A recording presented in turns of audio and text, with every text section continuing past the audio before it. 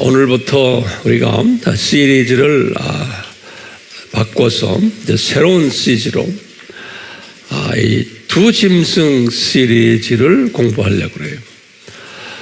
그동안 제가 가끔 말씀드렸지만 두 짐승에 대한 말씀은 제가 언젠가는 자세히 말씀드리겠다 약속을 했죠. 그래서 이제 주님의 때가 되어서 오늘부터 이 두 짐승이 과연 누군가, 또 무슨 일을 하는가, 또 앞으로 어떻게 될 것인가, 또 왜 예수님이 이런 두 짐승을 디자인하셨나, 기타 등등 우리 성경에서 가르쳐주는 두 짐승에 대한 말씀을 서로 심도 있게 이번에는 나누려고 해요. 그래서 한꺼번에 다 제가 드릴 수는 없고 하나하나 차근차근히 순서대로 받을 준비하시기를 바랍니다. 그래서 이 시리즈도 좀 길어질 것 같아요. 얼마나 길지는 성령님만 아시고 저를 이제 가이드해 주실 터인데, 자, 그럼 오늘 첫날에는 이런 주제로 말씀을 드리려고 해요. 이 요한이 작은 책을 먹었잖아요. 그래서 이 작은 책을 먹은 요한에게 보여주신 두 짐승의 신비라, 이렇게 이제 우리 주제를 만들었어요. 왜냐하면 이 두 짐승은 요한이 작은 책을 먹었을 때 두 짐승의 비전을 그분에게 보여주셨거든요. 그렇기 때문에 이 시리즈를 듣는 분들, 보는 분들, 또 공부하는 분들은 지난번 시리즈를 같이 공부하면서 따라오셔야지만 이것이 연계가 되어 있어요. 그런데 심심해서 한 번씩 듣는 그런 분들은 연결이 잘 안 될 수가 있어요. 그래서 지난주에 또 지지난주 또 그 지지난주에 우리가 요한계시록을 공부를 하면서 이 일곱 나팔에 관한 이야기도 하고, 제가 의도적으로 일곱 잔에 대한 이야기는 하지를 않았어요.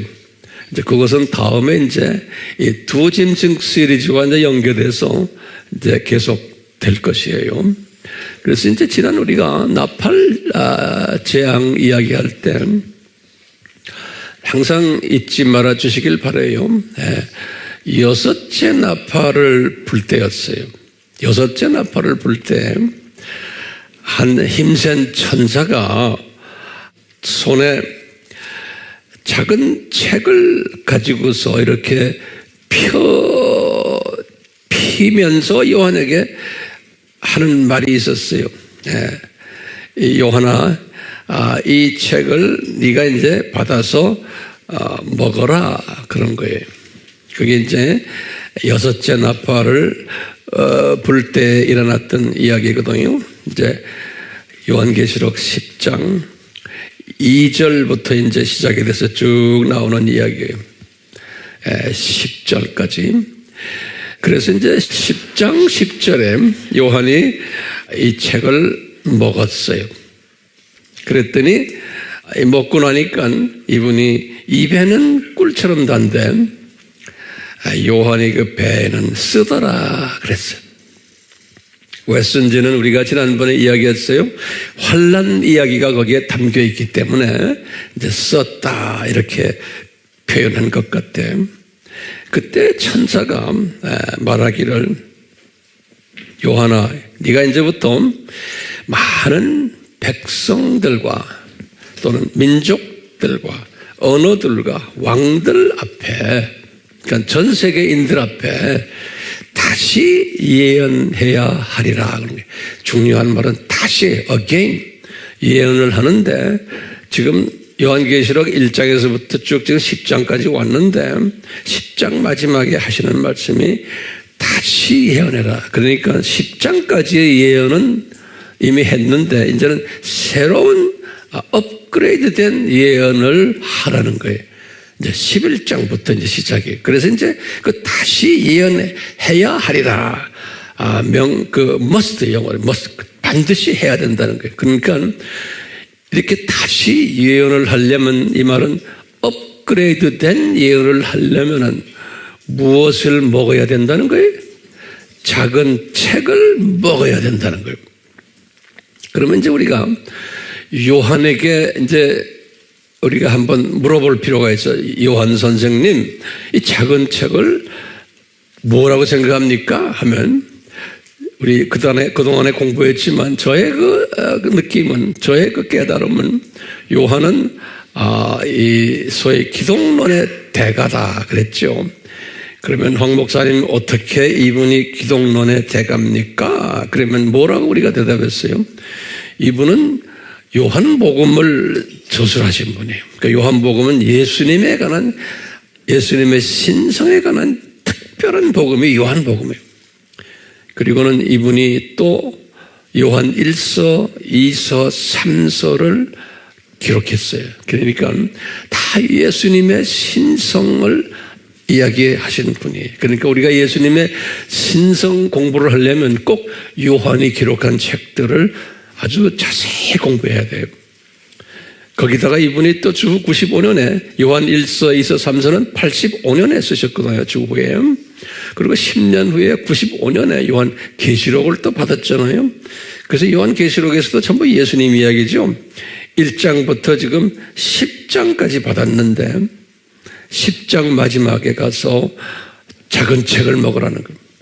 그러면은 이제 새로운 업그레이드 된 또 깨달음을 네가 기록할 수 있다. 그러는 겁니다. 그래서 이제 우리가 이 작은 책은 뭘까? 기독론에 강한 요한에게 작은 책을 주신 것은 이제 우리 아미의 해석은 뭡니까? 하나님 나라론과 저 세상, 이 세상, 저 세상, 그리고 또 뭐예요? 종말론이다. 이렇게 우리가 나름대로 해석을 했어요. 그렇기 때문에 이 요한의 입장에서 보면 기독론은 삼위일체론도 강했지만 이분이 큰 역사적인 시각은 약했다라고 우리가 짐작을 하는 거예요. 그래서 이 하나님의 나라론을 그 당시에 이분이 어느 정도는 작은 책에서 배웠겠지만 지금 2000년 후에 살고 있는 우리의 입장에서 보면 우리처럼 이렇게 큰 시각으로는 보지를 못했을 거다라고 짐작하는 거예요. 왜 그런지 그분이 잘나고 못나고가 아니고 시대적인 배경이 다르기 때문에 우리는 지금 2000년이 지난 오늘날 그 성경 말씀을 보니까 거기에 우리는 많은 것을 더 깨달을 수 있는 게 이런 시대에 우리가 살고 있는 거예요. 100년 전 기독교인들도 또 우리와 지금 달랐을 것 같아요. 예.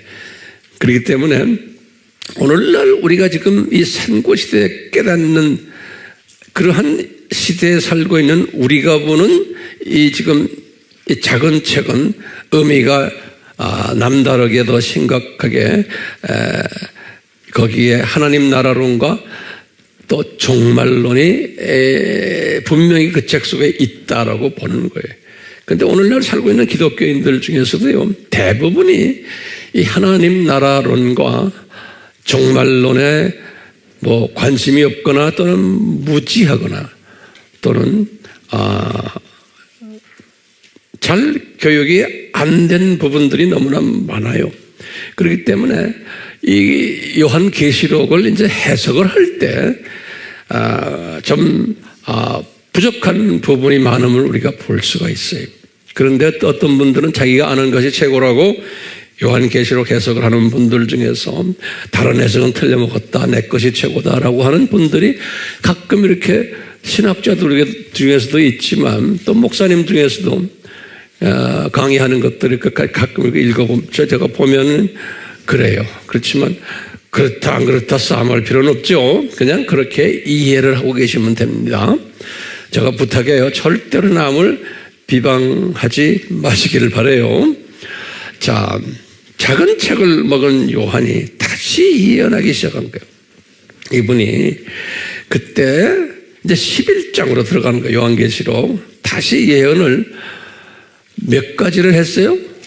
세 가지 예언을 했어요. 책 먹자마자. 근데 그 세 가지 예언이 보니까 1260일 기간 동안에 일어날 이야기들을 예언했어요. 이 말은 뭐냐면 지금 이분은 지금 여섯째 나팔을 불 때, 그러니까 전 3년 반이 거의 끝났을 때쯤 부른 거예요. 그래서 앞으로 있을 1260일 동안에 무슨 일이 일어날 것인가를 요한이 보고서 기록한 거예요. 그러니까 그 1260일은 뭐로 봐야 돼요? 후 3년 반으로 보면 되는 거예요. 알겠어요? 네, 그래서 이제 그냥 우리가 후 3년 반 동안에 일어날 일들을 요한이 보셨다라고 보면 돼요. 세 가지 신비들을 봤다. 우리 다 공부했지만 다시 정리해요. 첫 번째 신비는 뭐냐면 제3성전의 신비다. 그래서 성전의 신비. 11장 1절과 2절에. 그 다음에 이제 두 번째 신비는 두 증인에 관한 신비예요. 11장 3절에서 12절이 두 증인에 관한 신비. 그리고 세 번째 신비는 예루살렘에 관한 신비. 요거는 11장 13절에 이렇게 기록이 되어 있어요. 그러니까 이분이 작은 책을 먹자마자 후 3년 반 때 일어나는 세 가지 신비들을 이렇게 요한에게 보여주셨어요. 그런데 이분이 그 10장에서 여섯째인 때 중요한 말씀 하나 한 것을 우리가 이제 기억해야 돼요. 여섯째 인을 딱 띄었을 때인데 한 천사가 뭐라 그러냐면 요한아, 이제 앞으로 일곱째 인을 띌 때가 오는데, 그러니까 다음 인을 띄는 거예요. 일곱째 인을 띌 때 어떤 신비를 너에게 보여주냐면은 하나님의 신비를 보여주겠다 그랬어요. 일곱째 인을 띌 때에, 아니, 일곱째 인이 아닌 일곱째 나팔이. 내가 인을 다 지워버리세요. 다시 말해요. 여섯째 나팔을 불 때 간 천사가 요한에게 그래요. 일곱째 나팔을 불 때 하나님의 신비를 보여주겠다 그러는 거예요. 일곱째 나팔을 불 때. 그리고는 작은 책을 먹어라. 순서가 그렇게 되고 작은 책을 먹었어요. 아직도 여섯 번째 나팔 때예요. 작은 책을 이분이 잡수시고는 세 개의 예언을 했죠.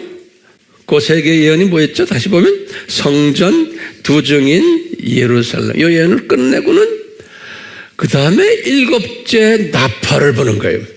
일곱째 나팔을. 이제 그때 약속대로 일곱째 나팔 때부터 시작을 해서 하나님의 신비가 나타나기 시작하는 거예요. 그러니까요, 내가 여기서 계시록을 쭉 보니까 일곱째 나팔이 11장 15절에서부터 시작이 되는데 이때부터 쭉 오늘 우리 공부하는 두 짐승까지, 두 짐승이 13장 18절에서 끝나는데 이 두 짐승까지의 일곱째 나팔 때에 일어나는 일들이에요. 그러니까 이걸 우리 다른 말로 표현하면 요 지금 일곱째 나팔은 하나님의 신비를 이야기해 주는 내용이 담겨 있는 나팔이구나. 이렇게 우리가 한번 이해를 하면 되겠어요. 됐어요? 일곱째 나팔은 뭐예요? 하나님의 신비들을 보여주는 나팔이구나. 그러면 언제부터 시작해요? 11장 15절부터 시작해서 13장 18절까지. 거기 18절이 두 짐승의 마지막 장이에요. 마지막 부분에.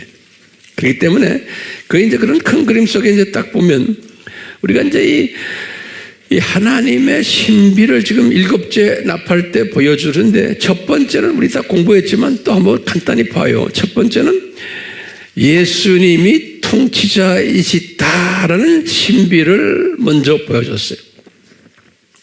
11장 15절에서 19절에.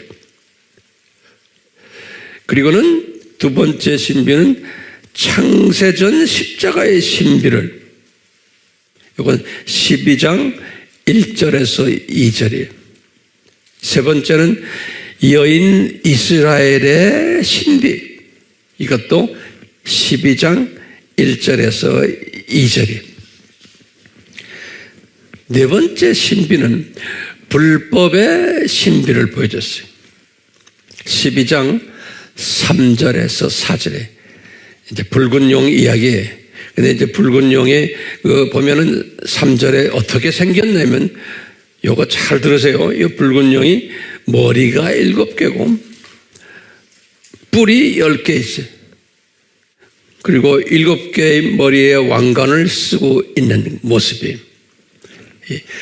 요 용이에요. 근데 이 용의 꼬리에서 별 3분의 1을 끌어당기는 그 3분의 1의 천사가 이제 타락하는 장면까지 다 봤어요. 이것이 지금 3절에서 4절이에요. 계시록 12장. 그것을 우리가 불법의 신비다. 주님이 이게 다 불법을 허락하신 거예요. 그러니까 이게 신비스러운 거예요. 예. 다섯 번째는 광야의 신비다. 12장 5절에서 6절에 예수님이 탄생하시고 또 이스라엘이 광야에서 이런 지내는 이야기예요. 여섯 번째는 광야의 신비는 12장 5절에서부터 6절이에요. 그 다음에 여섯 번째는 교회 시대의 신비다. 이것도 12장 5절에서 6절이에요. 자세한 것은 그 당시에 제가 말씀드렸던 내용을 보시면 돼요. 일곱 번째 신비는 죽은 미랄이 된 여인의 신비다. 죽은 미랄이 된 여인의 신비다. 여기 주 70년 사건을 이야기해요. 그러니까 지금 몇 가지 신비예요? 요 7가지의 신비는 언제부터 언제까지에 나타난 역사적 사건이냐면 창세 전부터 시작해서 주후 70년까지의 역사 사건을 이렇게 7가지의 신비로 보여줬어요. 언제부터요? 창세 전부터 시작을 해서 주후 70년까지의 사건을 7가지의 비유로 해서 가르쳐 주셨어요. 누구에게? 요한에게. 요한이 뭘 먹었을 때? 작은 책을 먹었을 때.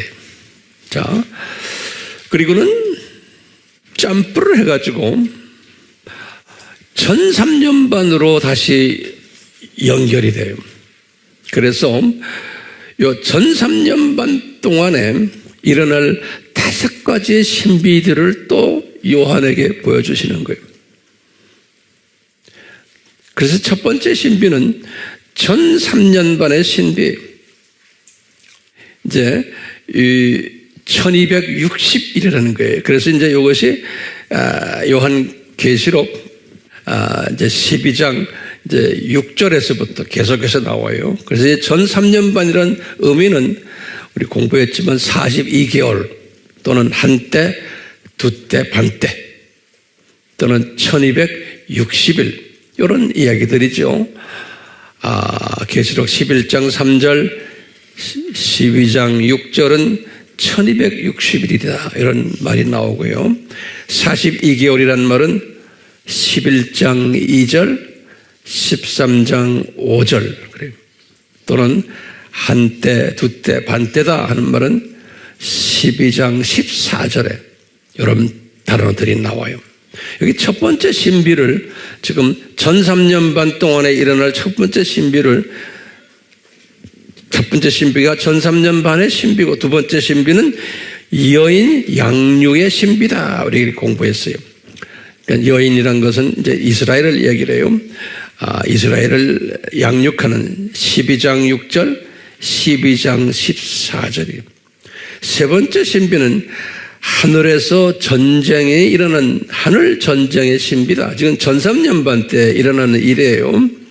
이제 12장 7절에서 12절이 이 1003년 반 때 용이 쫓겨나는 장면이에요. 어디로? 이 지상으로 쫓겨나는 장면. 12장 9절에 그러니까 공중에서 들림받은 하나님의 자녀들이 잔치를 하면서 파티를 하면서 즐거워했다라는 이야기가 있어요. 12장 12절에 12장 9절에 다 거기 내용들이 그런 게 있거든요. 그리고는 이제 네 번째 신비는 7 나팔의 신비다 그랬어요. 7 나팔은 계시록 8장 7절에서 13장 18절 요 두 짐승 이야기하는 13장 18절까지가 7 나팔의 신비. 자, 5번째 신비가 뭐냐면 두 짐승에 관한 신비. 두 짐승에 관한 신비. 13장 1절에서부터 18절이. 그러니까 요한이 이 작은 책을 먹은 후에 이제 신비들을 봤죠. 7가지를 봤죠. 처음에 언제까지 신비의 처음에 창세전부터 주후 70년까지 신비. 그리고는 또 점프해가지고 1003년 반 3년 동안의 신비를 또 본 거예요. 그런데 그 신비가 몇 가지로 되어 있어요? 5가지거든요. 근데 그 신비의 마지막 신비가 뭐냐? 두 짐승의 신비인 거예요. 예. 이 두 짐승의 신비가 13장 전체에 기록이 되어 있어요. 13장 전체 1절에서부터 18절까지. 예. 근데 이 두 짐승을 이렇게 딱 묘사를 하는데 신기하게도 우리 13장 딱 1절에 딱 보시면은 두 짐승이 어떻게 생겼냐? 보면은 똑같이 머리가 7개고 뿔이 10개. 이 두 짐승의 생긴 모습이 그것들은 첫 번째 짐승이 그렇게 생겼고 두 짐승이니까 두 번째 짐승은 머리가 하나인데 뿔이 2개. 근데 어린 양처럼 생겼다. 어린 양인데 머리는 하나인데 뿔은 2개예요. 이게 두 번째 짐승의 모양이고 첫 번째 짐승은 어떻게 생겼어요? 머리가 몇 개예요? 머리가 7개고 뿔이 10개예요. 그러면 우리 바로 전장에서 12장 3절에 보면 용의 모습이 딱 그렇게 생겼어요. 곧바로 전장에서 12장 3절에서 용을 요한이 이게 딱 보니까 머리가 몇 개예요? 머리가 7개고 뿔이 10개였어요. 그런데 딱 13장에 보니까 두 짐승 중에 첫 번째 짐승도 똑같이 머리가 7개고 뿔이 10개예요. 네. 그랬어요. 이게 미안합니다. 막 같은 놈인가? 라고 하면 같은 놈은 아니에요. 그러니까 이 큰 용의 아주 왕똘마니라고 생각하시면 돼. 똘마니. 그러니까 모양이 꼭 지 애비 닮은 거예요. 똑같은 모습으로 있는 거예요. 그런데 우리가 앞으로 자세히 공부할 이 두 짐승 중에 첫 번째 짐승이 생겨 먹은 게 그대로 지 애비 닮은 모습인 거예요. 요한이 기가 막히게 봤죠? 예. 자, 그렇기 때문에 우리가 이제 제가 여러분들 자세히 얘기했지만 예전부터 첫 번째 짐승은 뭐라고 그랬어요? 무슨 적그리스도?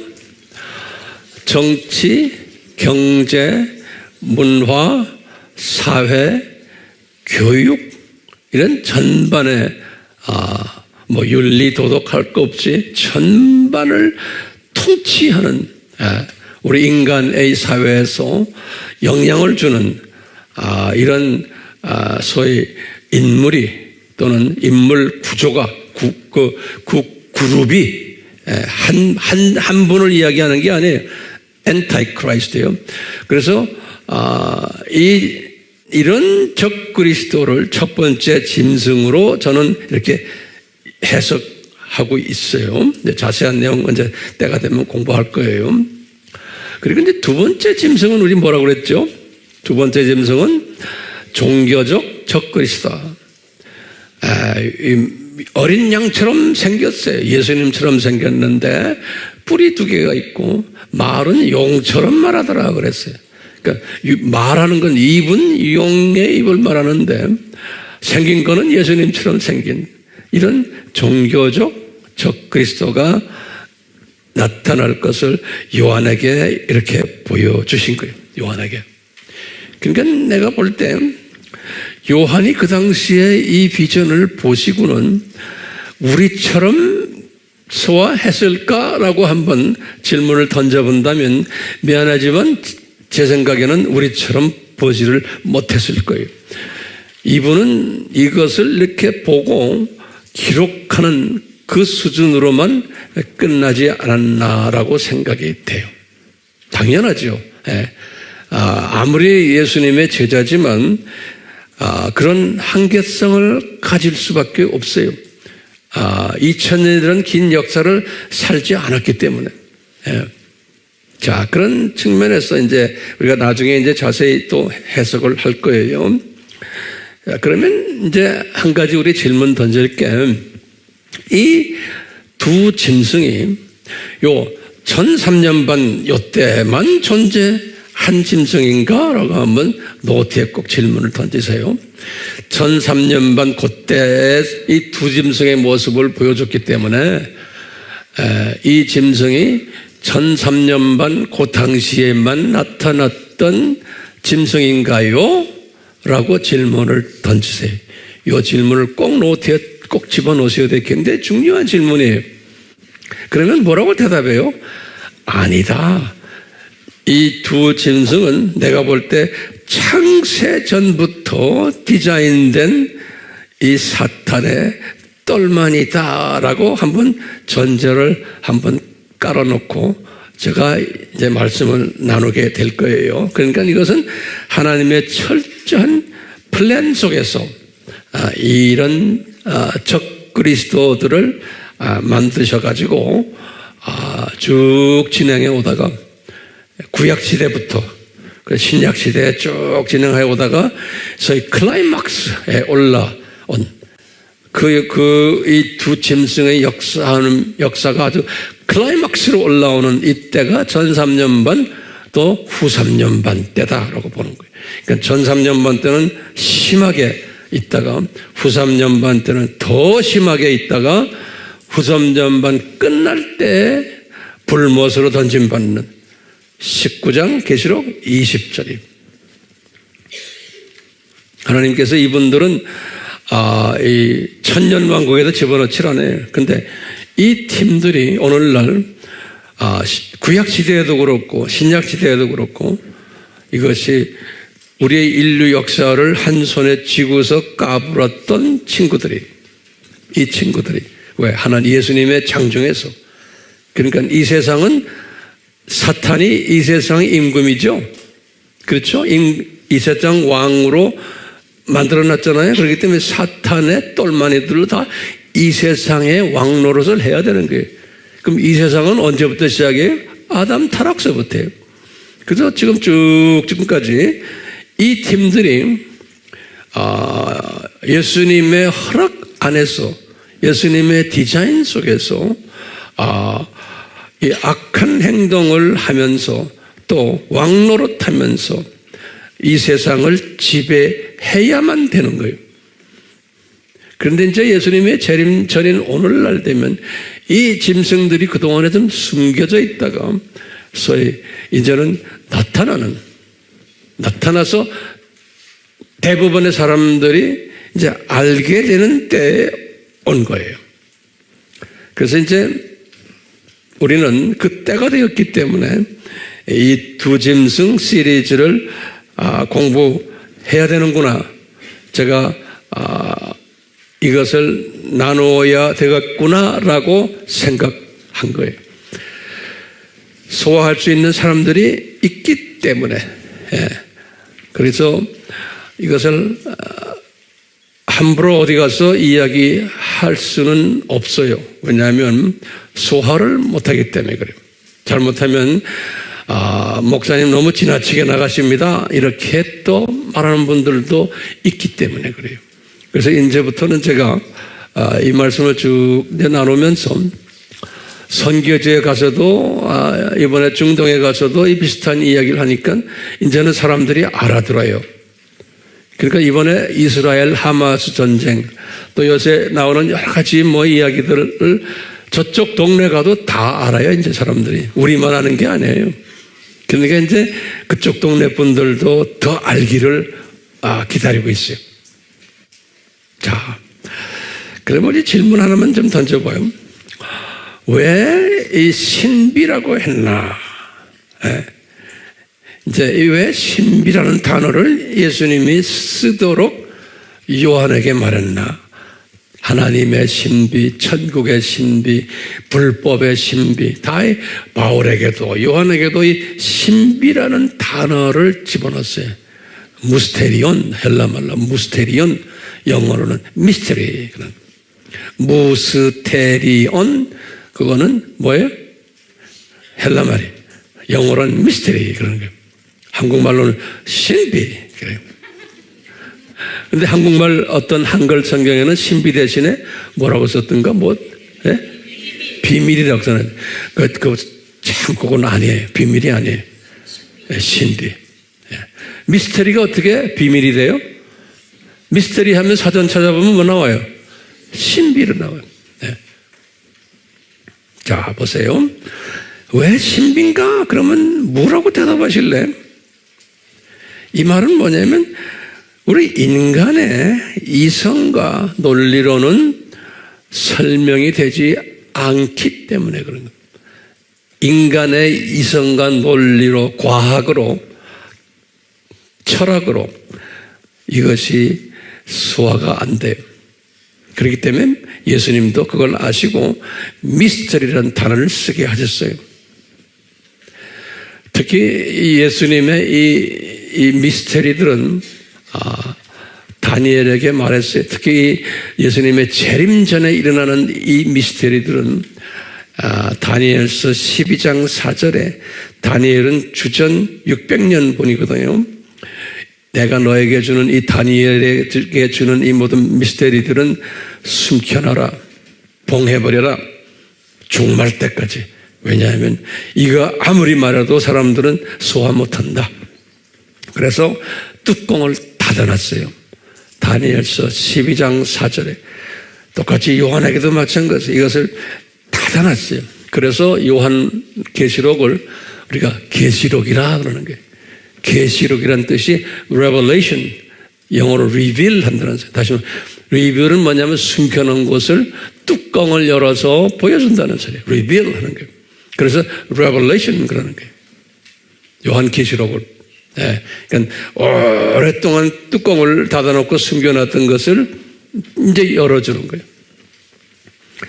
바울에게도 이 창세전 십자가 사건을 설명할 때도 뭐라고 그랬어요? 로마서 16장 25절 26절에도 똑같이 이 신비는 창세전에 만들어서 숨겨놓은 것인데 이제서야 뚜껑을 연다 이렇게 말씀하셨어요. 기억나시죠? 로마서 몇 장에? 16장 25절에서 26절.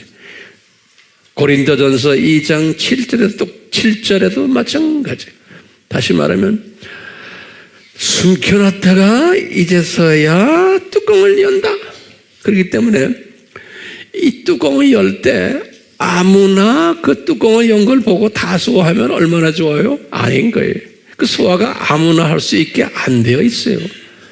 그렇기 때문에 이것을 우리가 철저하게 깨닫고는 뭐가 있어야 돼요? 은혜가 내려와야 돼요.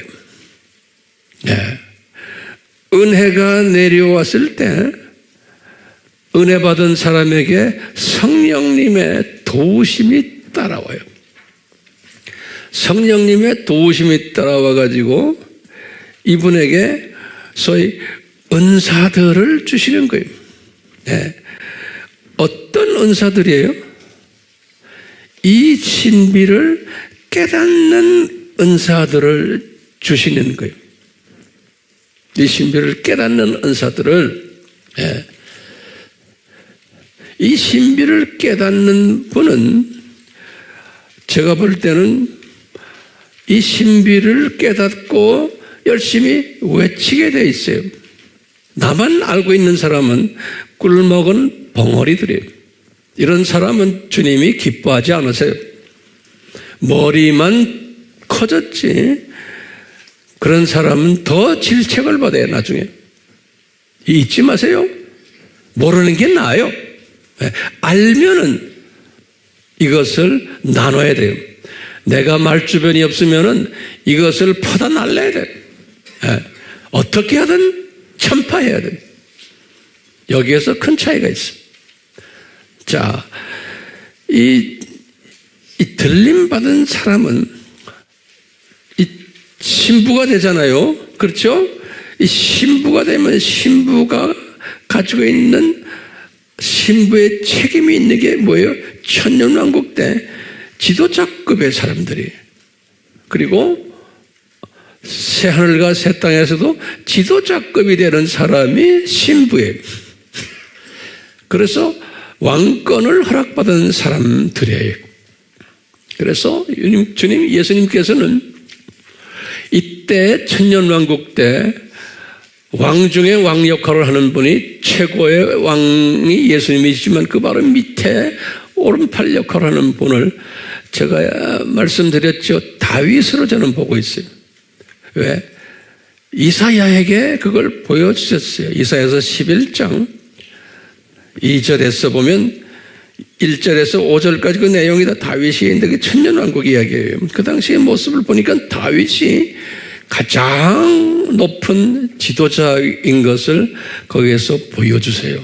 이사야에게 주전 700년에 보여주셨는데 이사야에게 보여주셨는데 다윗이 그런 왕이라는 거예요. 그런데 다윗이 어떻게 무엇을 받았기에 이런 왕 노릇을 하는가라고 딱 보니까 거기에 2절에 보니까요.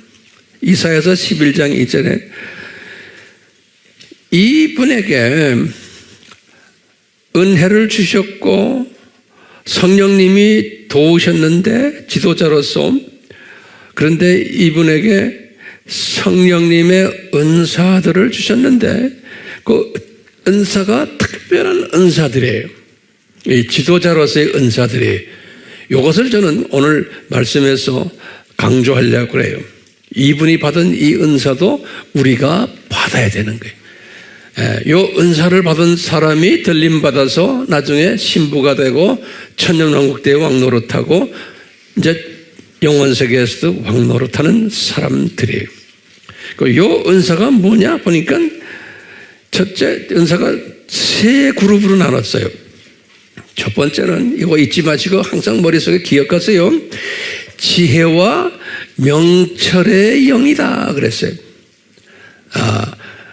이게 영이라는 거는 스피릿이에요. 다시 말하면 성령님을 말할 때 그런 스피릿, 성령님의 스피릿, 지혜와 명철의 영을 다윗에게 주셨고, 그 다음에 두 번째 뭐냐면 한국말로는 모략이라고 써 있어요. 그래서 나는 모략이라는 말이 뭔가 좀 까릿까릿해요. 그렇죠? 그래서 제가 원어를 들여다보고 영어 성경을 보니까 뭐라고 써 있냐면 카운셀이라고 써 있어요. 카운셀. 우리가 카운셀링 한다고 그러죠? 남을 이렇게 도와주고 격려해주고 길 인도해주고 카운셀링 한다고 그러잖아요. 이 카운셀이라는 단어를 썼어요. 그것을 어떤 성경은 계획이다 그래서 계획 또는 실행하는 그런 의미예요. 그래서요 그것을 계획과 또는 모략과 카운슬과 그 다음에 또 한국 성경에는 그걸 또 재능이라고 써놨어요. 근데 원어를 들여다보고 다른 성경 보면 재능이 아니에요. 영어로는 그래서 might, power, strength, 다시 말해 능력이라는 뜻이에요. 그것을 재능이라고 한국말로 이렇게 표현해놨어요. 그러니까 너무 혼돈스러운 거예요. 성경 해석을.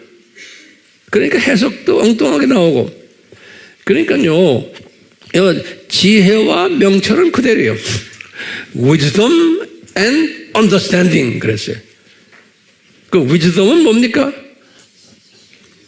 내가 알고 있는 것을 실제로 적용하는 적용력을 위즈덤이라고 그러잖아요. 그냥 알고만 있는 게 아니에요. 명철은 뭐예요? 똑같이 명철은 곧바로 전 단계 아는 거예요. 아는 것이 명철인데 위즈덤은 아는 것을 실제로 삶에 적용하는 거예요. apply 하는 거예요. 예. 그것이 지혜인데 실은 명철과 지혜의 영 이렇게 하면 더 좋을 것 같아요. 명철과 지혜의 영. 그러니까 우리가 이것은 이 신비들을 배우면서 이제 명철 가지고 깨달아 가지고 그 다음에 지혜로 이것을 실제로 내가 삶에 적용하는 이런 영을 우선 다윗에게 준 거예요. 그러니까 우리도 이 영을 받아야 되는 거예요. 오케이? 예. 두 번째는 뭐냐면 이 영을 받은 사람은 남을 카운셀링 해주고 엔커리지 해주고 가이드 해주고 하는 카운셀링과 그 다음에 그것이 권능이라고 표현했어요. 다시 말하면 이것이 파워 있게 카운셀링 해줘야 돼요. 그냥 인간적인 귀에 듣기 좋은 카운셀링 내가 카운셀링 해줌으로써 권능이 임해가지고 변화를 받고 깨닫고 삶의 변화가 오는 이런 파워풀한 카운셀링을 해줘야 된다는 거예요. 이것이 리더십에 중요한 거라는 거예요. 이런 성령님의 은사가 우리에게 임하여야지만 내가 들림받는 사람이 될 수 있다는 거예요. 왜? 들림받아서 천년왕국에서 왕노를 할 때 이런 스피릿이 필요한 거예요. 이런 리더십 스피릿이. 세 번째는 뭐라 썼냐면 지식과 그 다음에 여호와를 경외하는 영 그랬어요. 지식은 우리가 아는 것도 공부하는 거예요. 지식 다음에 명철 그 다음에 지혜거든요. 자, 지식과 중요한 게 여호와를 경외하는 영이에요. 그러니까 이건 창조 목적에 가장 중요한 거예요. 삼위 하나님을 경외하고 여호와이신 예수님을 경외하는, 다시 말하면 수직계명이에요. 수직계명.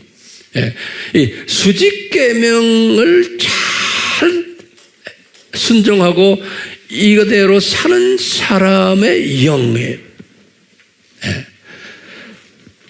이런 사람들, 명예 좋아하지 않고 돈 좋아하지 않고 자기 이기심이 없고 예수님만 사랑하고 그분의 이익만 생각하는 사람, 이런 사람이에요. 그러니까 자기 이기심이 강하고 내가 기분 좋으면 좋고 내가 싫으면 싫고 이런 사람 주변에 많아요. 나는 딱 보면 이런 사람은 아니다라고 보는 겁니다. 왜? 예수님만 생각하는 거예요. 예수님만 생각하는 사람이. 그러니까 아주 좁은 개념이에요.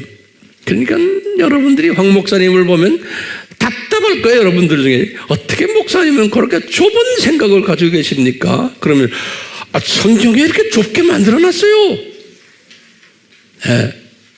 그러니까 어쩔 수가 없어요. 그러니까 이 신비예요. 인간의 지식이나 자기의 논리나 자기의 이해력을 가지고 성경을 보면 안 되는 거예요. 그러니까 예수님 중심인 사람은 제일 먼저 따라오는 게 뭐예요? 여호와를 경외하는 자.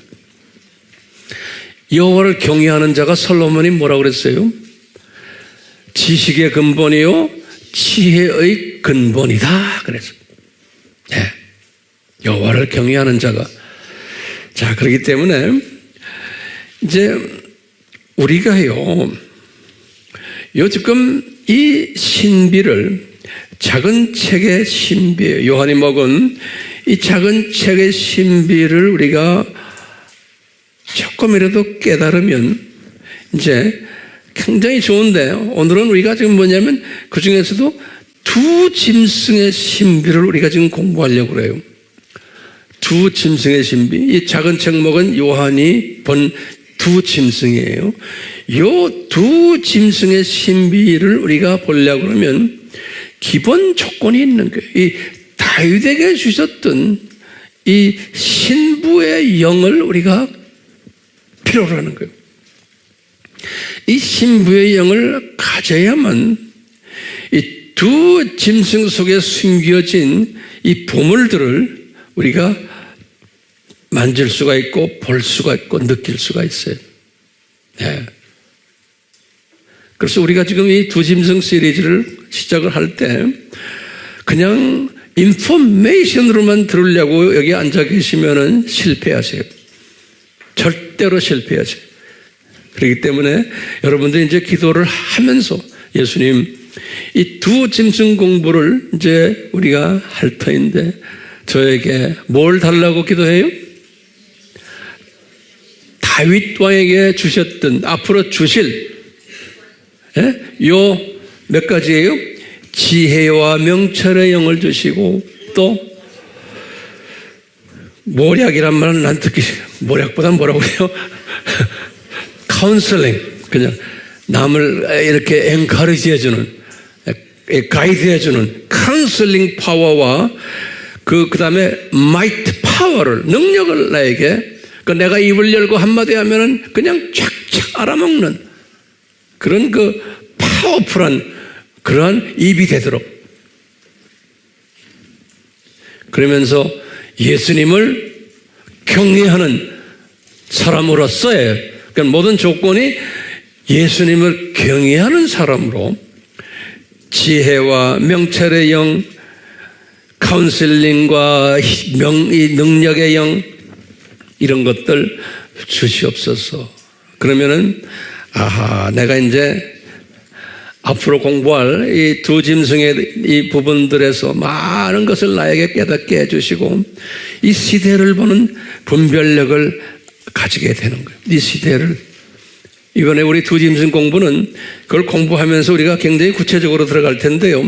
이걸 공부하면서 이 세상이 이렇구나. 앞으로 어떻게 되겠구나.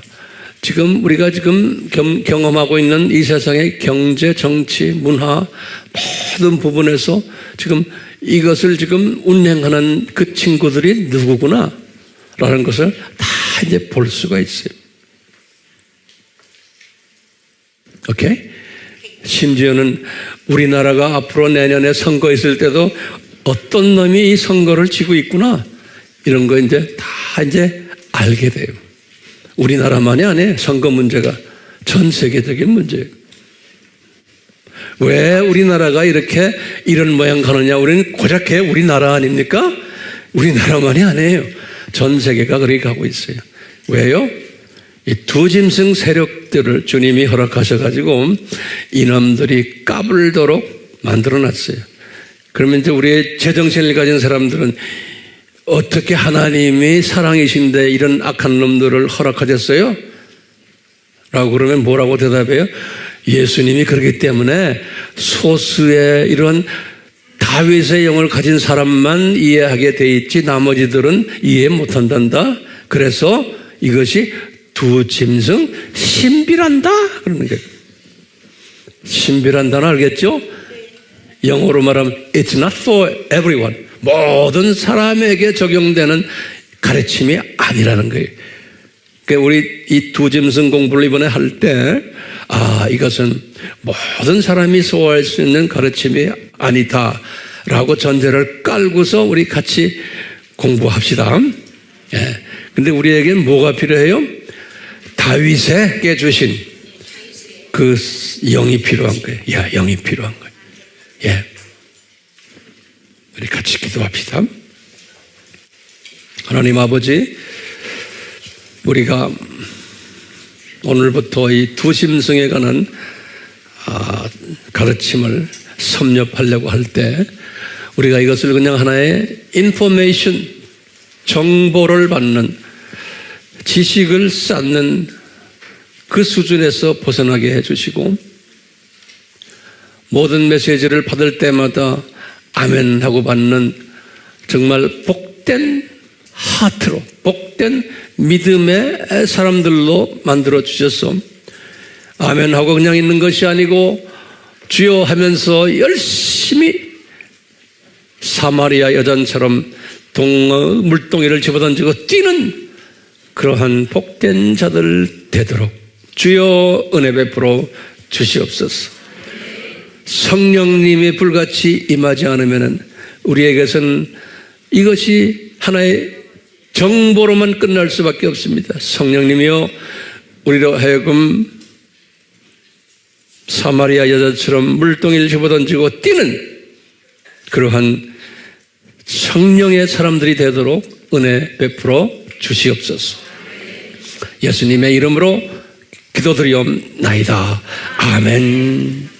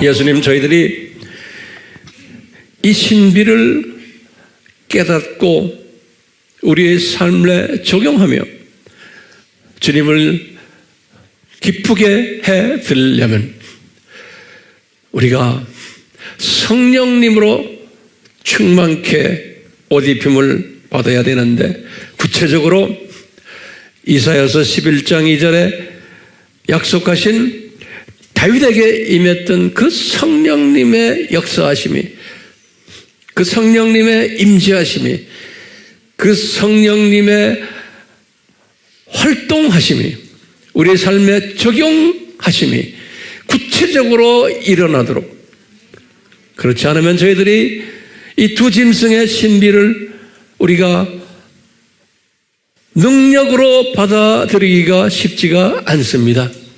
이 두 짐승의 이 신비를 깨달은 모든 분들이 능력자가 되기 위해서는 주여 우리의 마음을 활짝 열고 이 성령님의 주시는 이 신비를 해석하는 이 능력을, 다윗에게 주신 이것을 우리에게 주시기를 간절히 소원합니다.